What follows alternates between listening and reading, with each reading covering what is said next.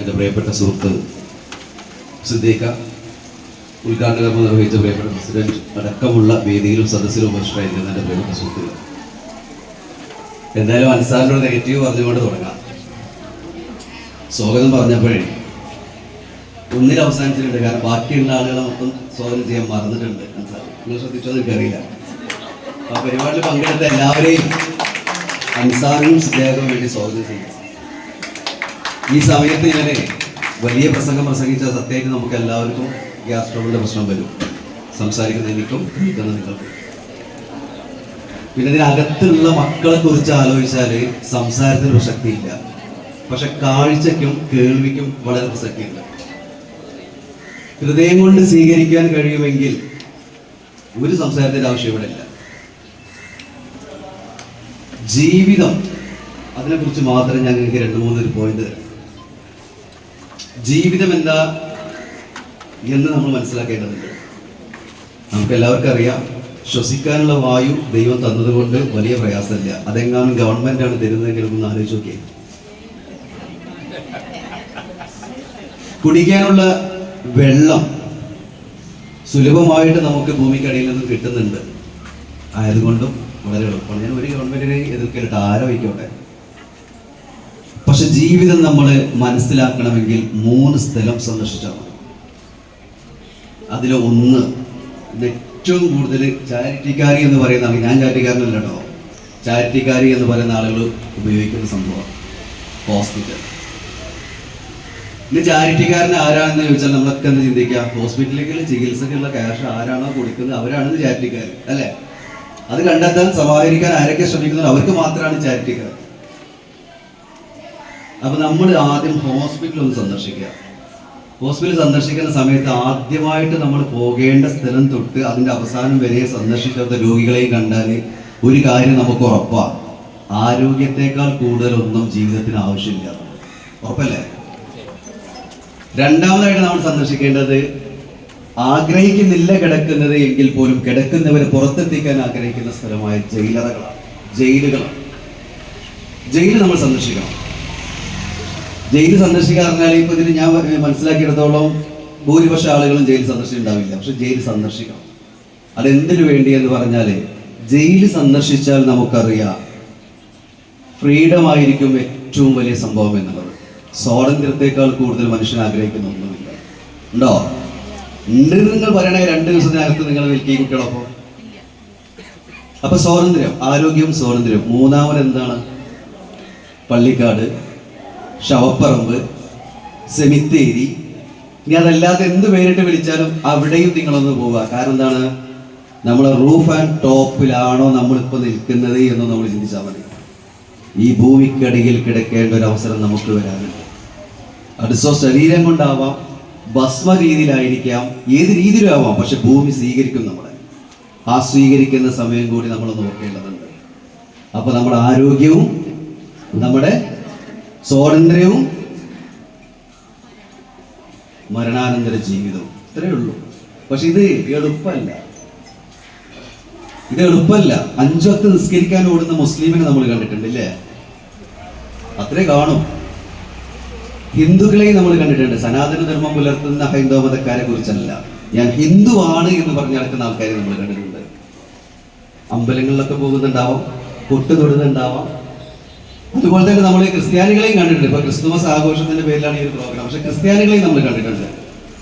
പക്ഷെ നമ്മളൊക്കെ മനസ്സിലാക്കേണ്ടത്, എഴുത്തികാഫിന്റെ നെയ്യത്ത് വെച്ച് പള്ളിയിൽ ഇരിക്കുന്നതിനേക്കാൾ കൂടുതൽ, അമ്പലങ്ങളിൽ മുഴുവൻ പോയി പൂജിക്കുന്നതിനേക്കാൾ കൂടുതൽ, ക്രിസ്ത്യാനികൾ പള്ളികളിലേക്ക് ചർച്ചുകളിലേക്ക് പോയിട്ട് പ്രാർത്ഥിക്കുന്നതിനേക്കാൾ ഇതൊക്കെ വേണം കേട്ടോ, അത് വേറെ കാര്യം, അത് വേണ്ടാന്നല്ല. അതിനേക്കാൾ കൂടുതൽ കാര്യങ്ങൾ നമുക്ക് ചെയ്യാൻ കഴിയും. പക്ഷെ എന്താ പ്രശ്നം എന്നറിയാം? അതിന് മനസ്സ് എന്ന് പറഞ്ഞ സാധനം കൊണ്ട് ഒരു കരുതൽ ആദ്യം വേണം. അതിനെന്താ ചെയ്യാന്ന് പറഞ്ഞാൽ, ദാഹിക്കുന്നവർക്ക് വെള്ളം കൊടുക്കുക.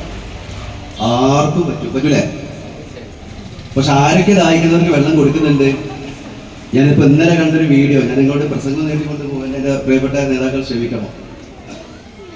ഇന്നലെ കണ്ട വീഡിയോ, ഒരു വലിയ ഫംഗ്ഷനിൽ പങ്കെടുത്തുകൊണ്ടിരിക്കുമ്പോൾ ആളുകൾ ഭക്ഷണം കഴിച്ചതിന് മിച്ചം വരുന്ന ഭക്ഷണത്തിൽ നിന്നും പെപ്സി ആണെന്ന് തോന്നുന്നു, ഏതൊരു കോക്കാണ്, ഏതൊരു കോലയാണ്, അതിന്റെ അടിയിൽ കുറച്ച് വെള്ളം ഉണ്ട്, ആ ഡ്രിങ്ക്, ആ സോഫ്റ്റ് ഡ്രിങ്ക് ബാലൻസ് ഉണ്ട്. അപ്പൊ അത് എടുക്കുന്ന ഒരു നാടോടി സ്ത്രീയും അതിൽ ഒക്കത്തൊരു കുട്ടിയുണ്ട്, കയ്യിലൊരു കുട്ടിയുണ്ട്. അത് എടുക്കുമ്പോൾ ഒന്നുകിൽ ആ വീട്ടുകാര്, അതല്ലെങ്കിൽ നമ്മെ പോലെ അവിടെ മറ്റുള്ളവർക്ക് വിളമ്പി കൊടുക്കാൻ നിൽക്കുന്ന ആളുകൾ അതിനെ അടിച്ചു കുടിക്കുന്ന ഒരു രംഗമാണ്. അത് കാണുമ്പോൾ നമ്മൾ എന്താ മനസ്സിലാക്കേണ്ടത്? അവിടെ മനസ്സിലാക്കേണ്ട കാരണം, നമ്മള് ഇപ്പൊ ചില ആളുകളുടെ ഒക്കെ വലിയ VIP പരിപാടിയാണെങ്കിൽ സാധാരണക്കാർ വരുമ്പോൾ അവർക്ക് മറ്റൊരു ദിവസമാണ്. ഇപ്പൊ കാര്യങ്ങൾ അങ്ങനെയാണ്. VIP തിരഞ്ഞെടുക്കുന്നത് ഇപ്പൊ ഞാൻ തന്നെ പറഞ്ഞല്ലോ, ഇപ്പൊ ഇവരൊക്കെ ഇവിടെ വെച്ച ഈ സാധനം എനിക്കും തന്നിരുന്നു, ഞാൻ സ്വീകരിച്ചിട്ടില്ല, കാരണം അത് തെറ്റല്ല. പക്ഷെ ഞാൻ ഈ വന്ന കൂടിയ ആളുകളിൽ ഒരുവൻ മാത്രമാണ്, അതിനുള്ള യോഗ്യത എനിക്കുള്ളൂ. അപ്പൊ നമ്മളെന്താ ചിന്തിക്കേണ്ടതെന്ന് പറഞ്ഞാലേ, ഇത് VVIPകൾ തിരഞ്ഞെടുക്കുന്ന സമയത്ത് പോലും മനുഷ്യനെ വേർതിരിച്ച് കാണുന്ന ഒരു ഘട്ടത്തിലാണ്. അത്തരം ആളുകൾക്ക് കൂടി പറയുന്ന പേരാണ് എന്ത്? ജീവകാരുണ്യ പ്രവർത്തകർ എന്നത്. ഇത് ജീവകാരുണ്യ പ്രവർത്തകർ ഓരോ നാട്ടിൽ നിന്ന് ആരായിരിക്കും അറിയുമോ? ആ നാട്ടിലെ ഏറ്റവും വലിയ മുതലാളിയായിരിക്കും. അവൻ അറിഞ്ഞുകൊണ്ട് ഒരു രൂപ മനസ്സറിഞ്ഞ് ചിലപ്പോൾ ഒരാൾക്ക് കൊടുത്തിട്ടുണ്ടാവില്ല, കൊടുത്തവരുടെ ജീവകാരുണ്യ പ്രവർത്തകനായിട്ട് കാണുന്നുണ്ടാവില്ല. ഞാൻ പ്രസംഗം നീട്ടിക്കൊണ്ട് പോകാനൊന്നുമല്ല. അപ്പൊ നമ്മള് ഉണ്ടായിട്ട് കൊടുക്കുന്നതിന്റെ പേരല്ല ജീവകാരുണ്യം എന്ന് മനസ്സിലാക്കുക. ഉള്ളതിൽ നിന്ന് മിച്ചം വെച്ച് മറ്റൊരുത്തന്റെ ദാഹമകറ്റാനും വിശപ്പകറ്റാനും ശ്രമിക്കുന്നതിന്റെ പേരാണ് ജീവകാരുണ്യ പ്രവർത്തനം. അപ്പൊ അത് നിങ്ങൾ ചെയ്യണം.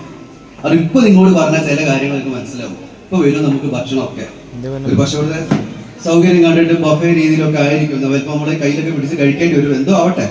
ആ കഴിക്കുന്ന സമയത്ത് അവനവൻ ആവശ്യമുള്ള ഭക്ഷണം മാത്രം നമ്മളെ പാത്രത്തിലോട്ട് എടുക്കുക.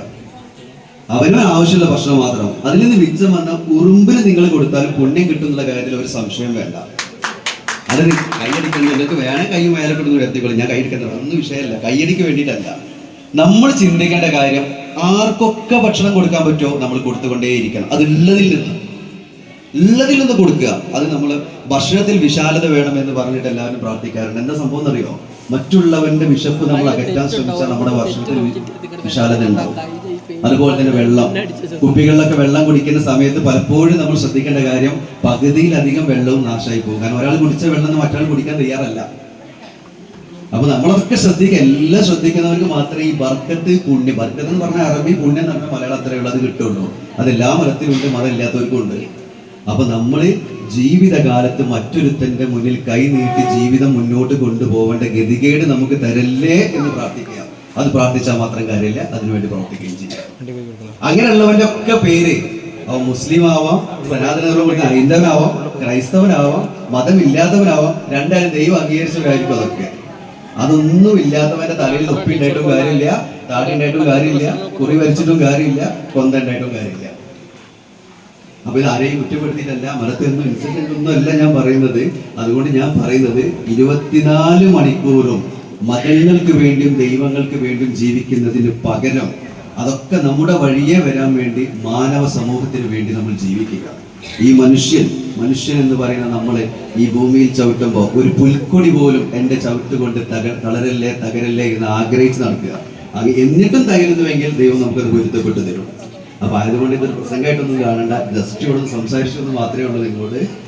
എന്ത് കാര്യം ചിന്തിച്ച് പ്രവർത്തിക്കുന്നവരുടെ കൂട്ടത്തിൽ അവിടെ എനിക്ക് വളരെ ഇഷ്ടപ്പെട്ട കാര്യം, എൻ്റെ പ്രിയപ്പെട്ട മുജീബ് ഭായി കൂടെ ഇരിക്കുമ്പോ ഒരു സമ്മാനം കൊടുത്തു. ഇവിടെ മിഠായിയുടെ കടലാസ് അല്ലേ, ഞാനത് ആവർത്തിച്ച് പറയുന്നില്ല, അതൊക്കെ ഒരു മെസ്സേജാണ്. അത് ആ സമ്മാനത്തിനല്ല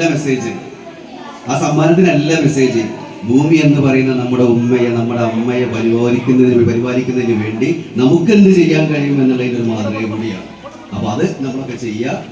പിന്നെ മറ്റൊരു കാര്യം കൂടി പറയാനുള്ളത്, ഇപ്പൊ ഇവിടെ നേരത്തെ മോട്ടിവേഷൻ സ്പീക്കർ കൂടി ആയിട്ടുള്ള ഒരു മഹതി ഇവിടെ സംസാരിച്ച മകളുടെ ഡാൻസ് ഞാൻ കണ്ടില്ല, ഞാൻ അത് അരക്കലായിരുന്നു, പിന്നെ ഇങ്ങനെ തിരക്കിൽ നോക്കിയിട്ടില്ല.